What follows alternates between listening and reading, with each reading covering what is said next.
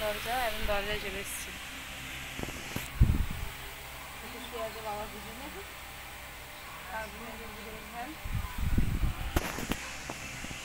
আমাকে তো দেখাই যাচ্ছে না।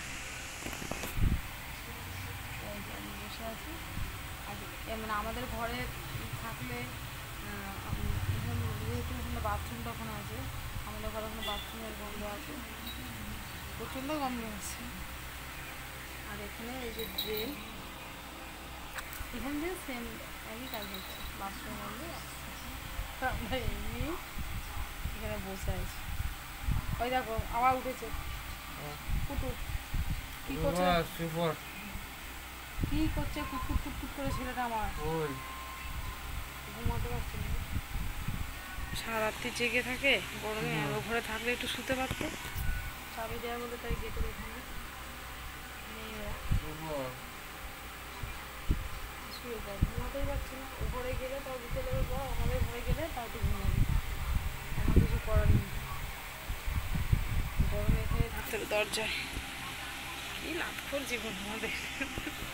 দরজায় বাথরুমের পাশে পুটু বাবা তো ঘুমিয়েও পড়ছে, কী করে পাচ্ছে কে যেন, আমাদের ঘেন্না লাগে। এখানে বসে জল খাবার দুপুরে খাওয়াটা এখানে খাবে নাকি,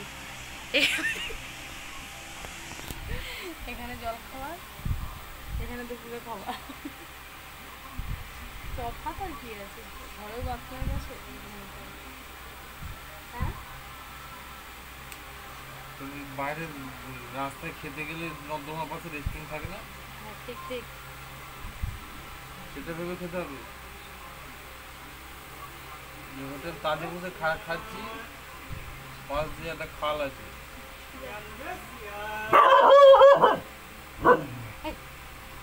চেয়ার কিনে কি করবো, আমাদের রাখার জায়গা নেই,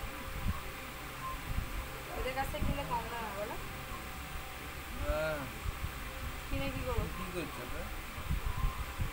তোমাকে দেখছি গরিবের দুরবস্থা, ড্রেনের পাশে সব কিছু।